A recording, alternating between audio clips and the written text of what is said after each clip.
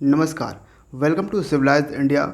मेरा नाम है आलोक सिंह और आज हम डिस्कस करेंगे 7 अप्रैल का करंट अफेयर्स और पीडीएफ आपको डिस्क्रिप्शन बॉक्स में मिल जाएगा और मंथली कंपैरिजन पीडीएफ है जो कि हमने टेलीग्राम पे दे दिया है। So let's begin with the first question. Shakuntala satellite has been launched by which Indian startup. तो किस इंडियन स्टार्टअप के द्वारा, भारतीय स्टार्टअप के द्वारा ये जो सैटेलाइट है शकुंतला, इसकी लॉन्च कर दी गई है। तो ये स्टार्टअप है, एक कंपनी है जो है क्या, Pixxel. Option B is the correct answer. और इस कंपनी का हेडक्वार्टर आपको कर्नाटक की कैपिटल बेंगलुरु में मिलेगी। और ये जो सैटेलाइट है जिसका नाम है शकुंतला, ये पहला ई कॉमर्स सैटेलाइट है इस कंपनी का, पिक्सेल का।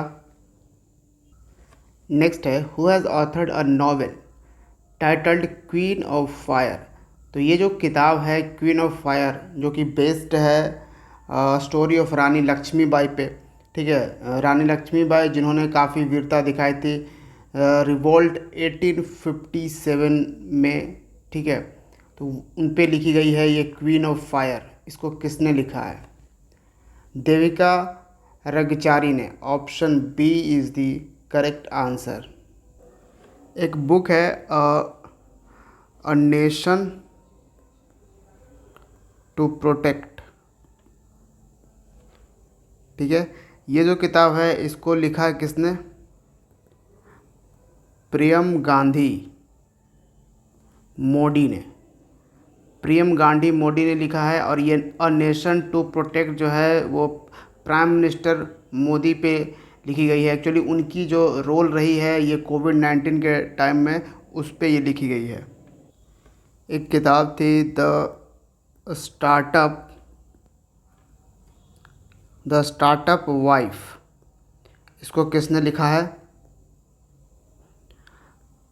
तहनीमा आनम, ठीक है। तहनीमा आनम ने इसको लिखा। नेक्स्ट है, राइडिंग फ्री माई ओलंपिक्स जर्नी, ठीक है। ये जो किताब लिखी गई है ना, ये लिखी गई है इम्तियाज़ अनीस के द्वारा। कौन है इम्तियाज़ अनीस? इम्तियाज़ अनीस इंडियन इक्वेस्ट्रियन है। इक्वेस्ट्रियन जो घोड़े दौड़ाते हैं ना, घोड़े दौड़ाने वाला जो एक स्पोर्ट्स होता है ना, वो वाले हैं ये। अ डेथ इन सोनागाछी, ये जो किताब है इसको लिखा है रिजुला दास ने।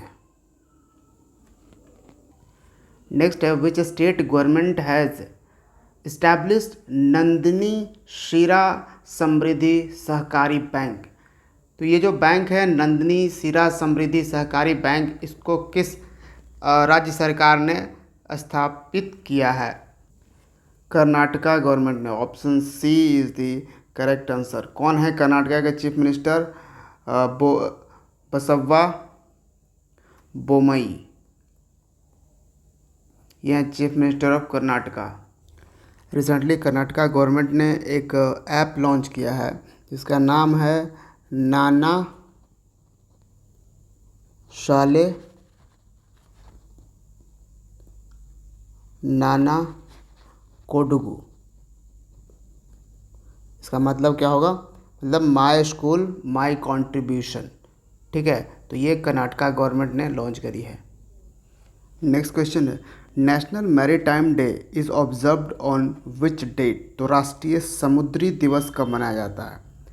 नेशनल मैरीटाइम डे ये हम ऑब्ज़र्व करते हैं 5 अप्रैल को। Option A is the correct answer. और इस साल का ये 59th एडिशन का ये नेशनल मैरीटाइम डे ऑब्ज़र्व कर रहे हैं हम, क्योंकि 1964 में ये डिक्लेयर किया गया था कि हम नेशनल मैरीटाइम डे ऑब्ज़र्व करेंगे, लेकिन किस डेट को? 5 अप्रैल को। कब किया गया था? 1965 1964 में। बट क्यों 5 अप्रैल को ही क्यों ये चुना गया डेट? क्योंकि 5 अप्रैल 1919 ये वो टाइम था जब भारत पे अंग्रेज़ों का राज हुआ करता था। जी हाँ, उस वक्त भारत का पहला शिप, ठीक है, पहला शिप जिसका नाम है SS लॉयल्टी, इसने ट्रेवल किया कहाँ से कहाँ तक? मुंबई टू UK, यानी यूनाइटेड किंगडम को गया। ये भारत के मुंबई से यूनाइटेड किंगडम को गया SS लॉयल्टी। पहली बार ये भारत का पहला शिप था, इसलिए इसको रिकॉग्नाइज़ करने के लिए 5 अप्रैल को 1964 में जब देश आज़ाद हो गया, उसके बाद 1964 में हमने डिसाइड किया कि 5 अप्रैल को हम सेलिब्रेट करेंगे नेशनल मैरीटाइम डे। नेक्स्ट है who has been appointed as the new foreign secretary of India. तो भारत के नए विदेश सचिव के रूप में किन्हें नियुक्त कर दिया गया है? नए फॉरेन सेक्रेटरी ऑफ इंडिया। इसके पहले थे कौन? इसके पहले थे हर्षवर्धन श्रृंगला, और ये अब हो चुके हैं रिटायर। ठीक है, इस मंथ ये रिटायर हो जाएंगे हर्षवर्धन श्रृंगला। तो इनके जगह पे अब बना दिए गए हैं foreign secretary of India Vinay Mohan Kwatra. Option A is the correct answer. और विनय मोहन क्वात्रा वही हैं जो करेंटली ये भारत के एम्बेसडर हैं नेपाल में। ठीक है, ये आपको याद रखनी है। और रिसेंटली नेपाल के प्राइम मिनिस्टर भारत को विजिट आए हुए थे 3 डे के विजिट में। क्या नाम है उनका? शेर बहादुर देउबा। और अब ये भी न्यूज़ चल रही है कि नेपाल बनने वाला है दुनिया का पहला राष्ट्र, पहला ऐसा नेशन जो कम्प्लीटली हिंदू कंट्री होगा। जी हाँ, अभी तक कंप्लीट हिंदू कंट्री कोई भी देश दुनिया में नहीं है। एक टाइम में नेपाल भी हुआ करता था 2008 के पहले। 2008 में ये डिक्लेयर कर दिया गया है सेक्युलर कंट्री, और फिर से कहा जा रहा है कि अब इसको फिर से हिंदू कंट्री के तौर पर डिक्लेयर किया जाएगा। नेपाल की कैपिटल है काठमांडू। और रिसेंटली जब शेर बहादुर देउबा भारत आए थे तो नेपाल के प्राइम मिनिस्टर और भारत के प्राइम मिनिस्टर ने दोनों मिलकर इनॉग्रेट किया भारत से नेपाल को जाने की एक ट्रेन। ठीक है, नेक्स्ट है which state has set up she auto stands to provide safe transport to women. तो महिलाओं को सुरक्षित परिवहन प्रदान करने के लिए किस राज्य ने सी ऑटो स्टैंड की स्थापना की है? यहाँ पे ये बोर्ड आप देख सकते हो, सी ऑटो स्टैंड, और यहाँ पे सभी वीमेन होंगी यहाँ पे एज अ ड्राइवर या एज ऑटो ड्राइवर। ठीक है, और ये शुरुआत किया गया है आंध्र प्रदेश में। Option C is the correct answer. और आंध्र प्रदेश का चित्तूर डिस्ट्रिक्ट है। ठीक है, इस चित्तूर डिस्ट्रिक्ट में 3 स्टैंड्स बनाए गए हैं, 3 ऑटो स्टैंड्स बनाए गए हैं जहाँ पे प्योर कंप्लीट 100% विमेन ही रहेंगी ऑटो ड्राइवर। ठीक है, ये विमेन की सेफ्टी के लिए किया जा रहा है। और मैं बता दूं कि आंध्र प्रदेश रिसेंटली कम्प्लीटली ये अप्रूवल हो चुका है कि आंध्र प्रदेश में अब 26 ज़िले होंगे, डिस्ट्रिक्ट होंगे। आंध्र प्रदेश में पहले 13 ज़िले थे और रिसेंटली इसका डबल यानी कि 13 और ज़िले बना दिए गए हैं इसमें। ठीक है, आंध्र प्रदेश में। आंध्र प्रदेश की कैपिटल है अमरावती। जी हाँ, अमरावती आंध्र प्रदेश की कैपिटल है। इसके पहले जब तेलंगाना इसके साथ था तो हैदराबाद हुआ करता था, लेकिन हैदराबाद अब तेलंगाना का कैपिटल है। आंध्र प्रदेश की लार्जेस्ट सिटी है विशाखापट्टनम।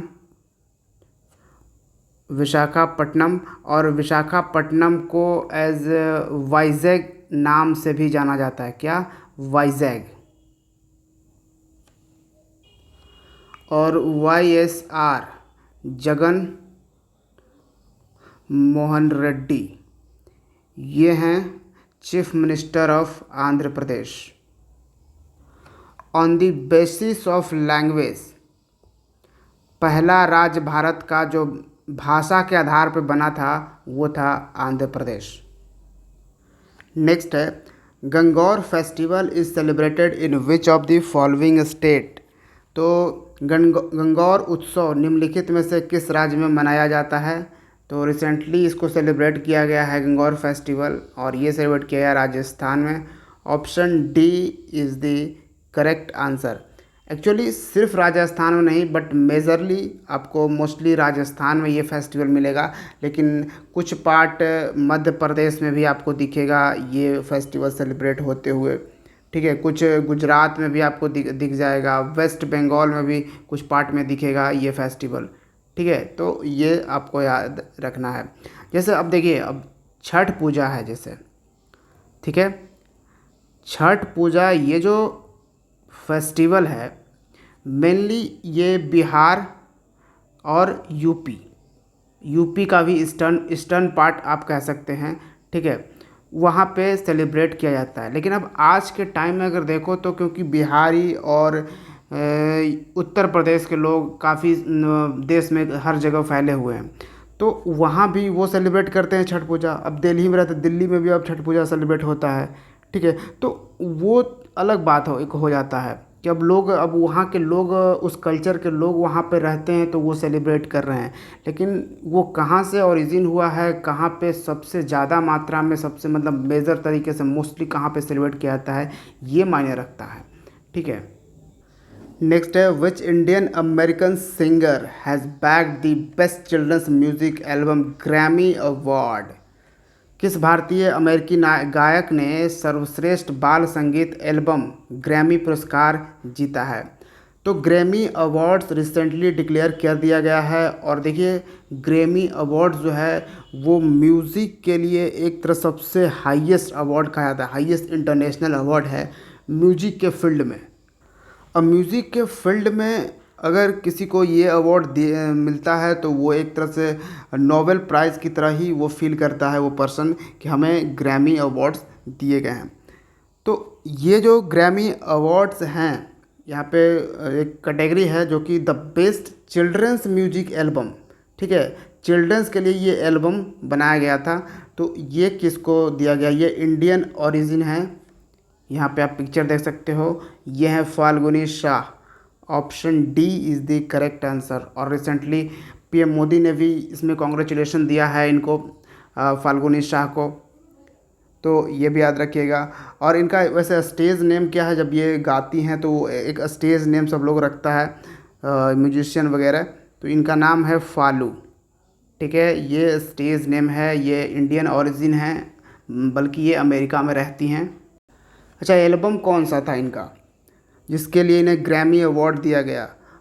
अ कलरफुल वर्ल्ड, क्या है, अ कलरफुल वर्ल्ड, ये था एल्बम। और एक एल्बम में बहुत सारे सॉन्ग्स होते हैं। ठीक है, तो यहाँ पे दिख रहा है बेस्ट चिल्ड्रंस म्यूजिक एल्बम, तो इसमें obviously a colour of world में बहुत सारे चिल्ड्रंस म्यूजिक होंगे, गाने होंगे। एक और इंडियन पर्सन जिनका नाम है रिक्की केस, इन्होंने भी जीता है Grammy award for best new age album. ठीक है, बेस्ट न्यू एज एल्बम के कैटेगरी में रिक्की केस भी ग्रैमी अवार्ड इन्होंने जीता है, और इनके एल्बम का नाम था डिवाइन टाइड्स। ठीक है, ये था बेस्ट न्यू एज एल्बम। और ग्रैमी अवार्ड्स में एल्बम ऑफ द ईयर कौन सा रहा ओवरऑल, जॉन बैटिस्टे। हालांकि ग्रैमी अवार्ड से ज़्यादा क्वेश्चंस पूछे नहीं जाते, ठीक है, फिर भी मैं थोड़ा सा बता देता हूँ क्योंकि ये न्यूज़ में था तो। और रिकॉर्ड ऑफ द ईयर एक कैटेगरी था, वो भी आपको ध्यान रख लेना है, लीव दी डोर, इसको मिला है रिकॉर्ड ऑफ द ईयर का अवार्ड। ठीक है, तो ये हो गया। सॉन्ग ऑफ द अवार्ड भी यही था, लीव द डोर ओपन। ठीक है, सॉन्ग ऑफ द ईयर, तो ये क्योंकि म्यूज़िक के लिए ग्रैमी, तो ये एक बहुत ही इंपॉर्टेंट, याद रख सकते हैं। और इंडियन ओरिजिन वाला तो आपको याद रखना ही है। सॉन्ग ऑफ द ईयर कौन सा रहा? Leave the door open, obviously English song है। नेक्स्ट क्वेश्चन है, United Nations International Day of Conscience is observed every year on which date? तो संयुक्त राष्ट्र अंतर्राष्ट्रीय अंतरात्मा दिवस हर साल कब मनाया जाता है? तो कंसाइंस की बात हम कर रहे हैं, अंतरात्मा की बात हम कर रहे हैं। ये मनाया जाता है ये भी 5 अप्रैल को ही। Option B is the correct answer. ठीक है, और इसको यूनाइटेड नेशन जनरल असेंबली ने इसकी शुरुआत करी थी 2019 में। ऑब्वियसली ये इस बार 2022 में ये इसका 3rd एडिशन है। ठीक है, और इस बार का थीम क्या रखा गया है? 2022 का थीम क्या है? Promoting the culture, promoting the culture of peace with love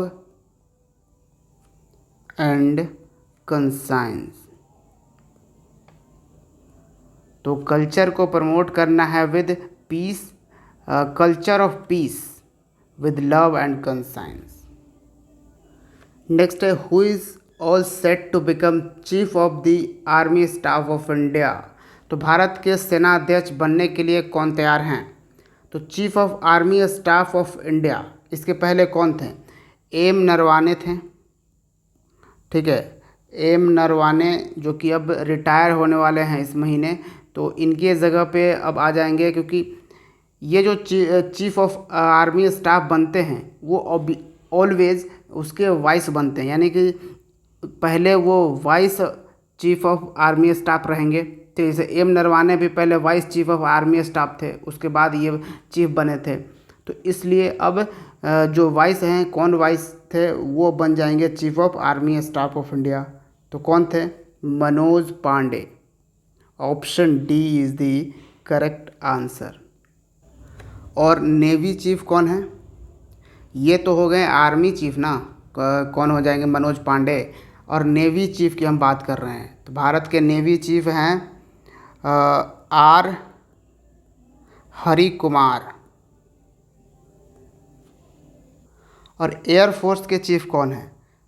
ये आर्मी के चीफ हो गए, ये नेवी के चीफ हो गए आर हरि कुमार। और एयरफोर्स के चीफ कौन है? विवेक राम चौधरी। ठीक है, air chief marshal Vivek Ram Chaudhary. Next question आइए, which tribal community from Tripura has been included in the list of scheduled tribes through scheduled tribes order amendment bill 2022? अनुसूचित जनजाति आदेश संशोधन विधेयक 2022 के माध्यम से त्रिपुरा के किस आदिवासी समुदाय को अनुसूचित जनजाति की सूची में शामिल किया गया है? तो ये जो बिल लाया गया था, scheduled tribes order amendment bill, actually में ये एक्ट था 1950 का। ठीक है, शेड्यूल्ड ट्राइब्स ऑर्डर 1950 एक्ट ये था, इसको अमेंड किया गया है 2022 में, और लोकसभा में ये पास हो गया है। एंड मोस्ट प्रोबेबली ये राज्यसभा में पास हो जाएगा, फिर ऑब्वियसली राष्ट्रपति का स्पेशेंट मिल जाएगा, उसके बाद ये भी एक्ट बन जाएगा। तो इसमें कहा जा रहा है, आपसे सवाल पूछा जा रहा है कि त्रिपुरा की एक ट्राइबल कम्युनिटी है जिसको शामिल किया गया है शेड्यूल्ड ट्राइब्स में। तो हालांकि पहले से भी ये एसटी कैटेगरी में आती थी, क्योंकि ये जो है कौन सी ट्राइबल कम्युनिटी की हम बात कर रहे हैं? Darlong. Option D is the correct answer. ठीक है, ये नॉर्थ ईस्ट पार्ट का, भारत के नॉर्थ ईस्ट पार्ट का ये मैप आप यहाँ पे देख पा रहे हो, और यहाँ पे आपको त्रिपुरा मिलेगा। ये वाला जो स्टेट है ये त्रिपुरा है, बिल्कुल यहाँ पे बांग्लादेश के पास है बिल्कुल। ठीक है, तो यहाँ पे हुआ क्या कि जो एसटी कम्युनिटी में तो हालांकि डारलोंग आती थी, लेकिन ये एक क्या कहते हैं कि जेनरिक ट्राइब के तौर पे आती थी। किस में? एक कम्युनिटी ट्राइब है वहाँ पे त्रिपुरा में, कुकी। ठीक है, क्या है, कुकी कम्युनिटी के अंडर ही आती थी, एक जेनरिक ट्राइब आती थी, मतलब कुकी के अंडर डारलोंग। लेकिन यहाँ पे इशू ये था कि इनकी आइडेंटिटी यहाँ से नहीं मिल पा रही थी, यानी कि सिर्फ अगर डारलोंग कम्युनिटी को कही जाए तो ये एससी नहीं थी। हालांकि इनके पास सर्टिफिकेट कुकी के नाम से एसटी कैटेगरी में ही आता था, लेकिन इनकी अपनी आइडेंटिटी नहीं यहाँ पे सामने आ रही थी कि हम जो डारलोंग कम्युनिटी हैं वो एसटी मतलब एसटी कम्युनिटी में शामिल नहीं है। ठीक है, ये चीज़ें थी जिसके लिए काफ़ी ये भी कहा जा रहा है कि जो डारलोंग कम्युनिटी है त्रिपुरा में काफ़ी अच्छा खासा इनका कल्चर वगैरह है, और वहाँ के एडमिनिस्ट्रेशन में भी इनकी काफ़ी इम्पोर्टेंट रोल है डारलोंग कम्युनिटी के। ठीक है, तो इसलिए इसमें काफ़ी पहले से आवाज़ उठ रही थी डारलोंग की आइडेंटिटी को लेकर। यहाँ तक कि वहाँ पर तो कई सेपरेटिस्ट ग्रुप भी खड़े हो गए थे कि हमें एक टिपरा लैंड नाम का अलग से स्टेट ही बनाओ, या फिर इस तरह से, या फिर कोई एक देश ही दो, इस तरह से कुछ वहाँ पे हो रहा था। तो अब जाकर फाइनली इसमें एक बात आई है और डारलोंग को भी एसटी कम्युनिटी का ये घोषित कर दिया गया है इस बिल के थ्रू। और देखिए त्रिपुरा में ये आइडेंटिटी को लेकर काफ़ी पॉलिटिक्स भी चलता है, काफ़ी एक मेन इशू रहता है इस मतलब ट्राइबल कम्युनिटी के आइडेंटिटी को लेकर। उस पर इलेक्शन भी वहाँ पे लड़े जाते हैं। ठीक है, तो ये सब चीज़ें हैं। जैसे अब भारत के कॉन्स्टिट्यूशन में शेड्यूल्ड 6 जो है ना, उसमें शामिल है त्रिपुरा। जी हाँ, आपको मालूम होगा देश का जो नॉर्थ ईस्टर्न रीजन है वहाँ के 4 स्टेट शामिल हैं 6 शेड्यूल में। 6 शेड्यूल बस इन्हीं 4 स्टेट्स के लिए अलग से शेड्यूल्ड ही है। ठीक है, कौन कौन से ये स्टेट्स हैं, तो एक तो आपको हमने बताया त्रिपुरा है। ठीक है, और दूसरा कौन सा है, असम, मेघालय। ठीक है, और एक लास्ट मिज़ोरम। ये 4 स्टेट शामिल हैं 6th शेड्यूल में। अब आप पूछोगे सर 6th शेड्यूल, एक 5th शेड्यूल भी था जिसके तहत ट्राइबल की ही बात की जा रही थी। तो देखिए 5th शेड्यूल में जो था ना वो भी ट्राइबल से रिलेटेड है, ट्राइबल एरिया से, लेकिन यहाँ पे जो एडमिनिस्ट्रेशन होगा, प्रशासन व्यवस्था होगा या कंट्रोल सिस्टम जो होगा ट्राइबल एरिया का, वो शामिल किया गया है 5th शेड्यूल में। ठीक है, लेकिन ट्राइबल एरियाज़ तो ये 4 स्टेट भी ट्राइबल एरियाज़ में हैं, लेकिन ये 4 स्टेट्स को छोड़ के, ठीक है, क्योंकि इन्हें ऑटोनोमस मिला हुआ है, क्योंकि यहाँ पे जो भी चीफ मिनिस्टर होंगे वो उनके लिए कुछ कर सकते हैं, उसके लिए वो ऑटोनोमस वहाँ पे मिला है। तो इन ट्राइबल स्टेट्स 4 को छोड़ के बाकी जो भी ट्राइबल स्टेट्स हैं वो 5th शेड्यूल में शामिल हैं। 5th शेड्यूल के तहत उनकी जो एडमिनिस्ट्रेशन होगी या शेड्यूल उनका जो कंट्रोल होगा वो इसके तहत किया जाएगा। ठीक है, और ये सब हमारे कॉन्स्टिट्यूशन में मेंशन्ड है। नेक्स्ट क्वेश्चन है, what is the currency of Russia. तो रूस की मुद्रा क्या है। रसिया की करेंसी काफ़ी न्यूज़ में थी, हालांकि करेंसी ही नहीं बल्कि पूरा रसिया ही न्यूज़ में था।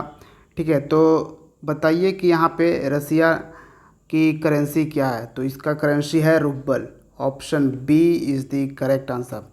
अब रसिया की करेंसी न्यूज़ में क्यों थी, देखिए क्योंकि ये देखा गया था क्योंकि सारी दुनिया रसिया पे सैंक्शन लगा रही थी, सारी कंपनियां यहाँ से हट रही थी। यूएसए अमेरिका जो है इस पे सैंक्शन लगाई थी, यानी कि ये किया जा रहा था कि इसका जो पैसा है, ये इसका जो रूबल है वो गिर के बिल्कुल ही डाउन चला जाएगा। ठीक है, बहुत ही ख़राब, डॉलर के अपेक्षा ये बहुत ही इसका सिचुएशन ख़राब हो जाएगा यहाँ इसके करेंसी की। लेकिन ऐसा हुआ नहीं। पुतिन जो कि president of Russia Vladimir Putin, जिन्होंने एक मास्टर स्ट्रोक चला और रूबल को मार्च महीने में देखा गया कि मार्च के महीने में रूबल बिल्कुल अपने पीक पे पहुंच गया। देखा गया कि पहले फरवरी की अगर बात करी जाए तो $1, अगर $1 बराबर कितने रूबल थे फरवरी 2022 में ही, तो ये करीबन 132 रूबल के करीबन आते थे, जो कि मार्च महीने में देखा गया कि 132 से ये आ गया कितना 80 एक डॉलर बराबर 82 के करीब आ गया था। ठीक है, तो काफ़ी यहाँ पे सब लोग सोच रहा था कि 132 से और ये नीचे चला जाएगा 150 160 और भी ख़राब हो जाएगा, जैसे ईरान वगैरह का ख़राब है, जिस तरह से करेंसी पूरा एकदम गिरा हुआ है उसी तरह से ये भी अब गिरता चला जाएगा। लेकिन पुतिन ने कहा कि जो भी यूरोपियन कंट्रीज़ हैं, हमारा अगर गैस आपको चाहिए तो आपको पे करने होंगे रूबल में। जी हाँ, उन्होंने ये मास्टर स्टॉक खेला, क्योंकि आपको पता होगा रसिया सीएनजी यानी नेचुरल गैस का कंप्रेस्ड नेचुरल गैस का एक बहुत ही बड़ा प्रोड्यूसर है। नेचुरल गैस ही नहीं बल्कि क्रूड ऑयल का भी एक बहुत ही बड़ा प्रोड्यूसर है, और यूरोपियन कंट्रीज़ भी यहीं से इस्तेमाल करती हैं। ठीक है, सीएनजी या फिर क्रूड ऑयल बहुत ज़्यादा डिपेंडेंट भी हैं। तो बस उनका यही मास्टर स्टॉक था कि अगर आपको पे करना है हमें, तो हमें डॉलर में मैं नहीं पेमेंट लूँगा, मैं रूबल में पेमेंट लूँगा।